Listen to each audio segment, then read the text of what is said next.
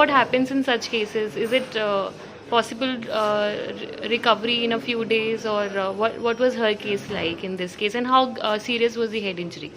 Head injury was she was very critical. Okay. Because when she came, she had sustained a very high velocity injury. So uski wajah se, like she had a big damage to her brain. But again, I said, if you take care of the patient in the first few hours, those are called golden hours in our trauma care, and then the patients, they have a mortality benefit, like they survive. One is that. So regarding patient being in ICU on ventilator, so that is a daily assessment we do. Like first few days, we do not take them off ventilator because we want no other secondary injury to come in. Like she's already sustained one injury, we don't want her to have any other injury beyond that. So we want the brain to rest, the body to rest. Any infection we treated aggressively. So she was showing signs of severe head injury through her, her what you can say, deranged parameters. Like her blood pressure was very high. And she had sugars were very, very high. Okay. And she was not able to maintain her. Then she stopped maintaining her blood pressure suddenly. So those things we anticipate when a patient is having critical head injury. So with a team of neurosurgeons and my trauma team, we manage that patient with day to day, seeing what is wrong and today what I have to do. We were placing our notes daily, and that's how we managed her. I think she stayed on ventilator for about 10 days. 10 days. Then we started weaning her. She was showing good response. Okay. Then ultimately she started showing signs of consciousness by 15 days. Okay. We started accepting orally sips of water right inside the intensive care. She was even mobilized on wheelchair in the intensive care, and then we decided to give her, life outside ICU because ICUs are depressing. Right. So we wanted her to spend more time with her family. So we requested her to be shifted to the ward where she could be with her own people and recover faster. And we are seeing the results that she has recovered faster being with her own people. Because in ICU there are restrictions, you can't allow people inside.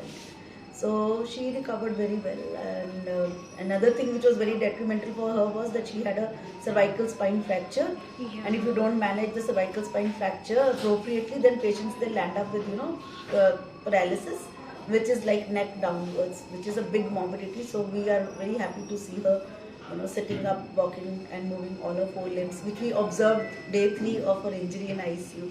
That she is able to move all her limbs. We had examined her at that point of time. On the third day itself, she was. We could make out because we took a lot of care. Even on ventilator, even in coma. We can decrease the sedation. She was in coma, but they respond to pain. So when you give a painful stimuli, we see that patient is moving her limbs. We are supposed to check intermittently for all these parameters now. Okay. So we checked that she is like moving. So at that point of time, we were very happy to observe that her, this all happened because we were very, very careful for her neck stabilization in triage area when she came. So those things, they play a very big role. When the patient arrives, you have to be very secure with their neck as well as the head. So both the things together with the entire team of neurosurgeon and trauma anesthetist, the other support staff, we could manage that. Also, ma'am, was she in a state of shock when she first gained the consciousness, or she was, but that is like an anticipated shock. Okay, she knew already. No, she was in deep coma. But the shock, there are very different types of shocks. Okay. So we know we have to categorize in which type of shock is my patient, and accordingly we give the treatment. So we identified her type of shock. In that we required the help of a cardiologist. Okay. So the cardiologist was called, and he sort of confirmed our findings.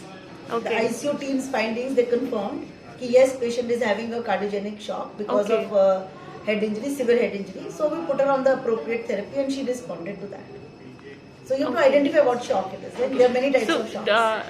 Was there a time that we had to explain it to her that what had happened to her? She was in deep coma. There was no but when she came out of coma, when she started responding, so... No, we didn't. Okay. We didn't. Because she will not remember anything. It all depends whether she has, how much amnesia she has. So we don't quantify that in ICU. That is a later on job by a they have a neuropsychiatrist and all that. That job is taken up. It's a teamwork basically. So at each step, some other team is involved. So it's not one person's job. It's a team. So there was an ICU team, there was a neurosurgical team, there was a neurologist team, neuropsychiatrist team, and then the support staff. Like we asked for cardiologists, we asked for physiotherapists, we asked for our nursing officers. So it's it's a big game. And one person cannot do anything, but definitely there is a guiding force. And her daughter was also there with her all the time. So Not all the time. She would come and see her Okay. intermittently whenever she was allowed to visit her during the Okay. visitors hours.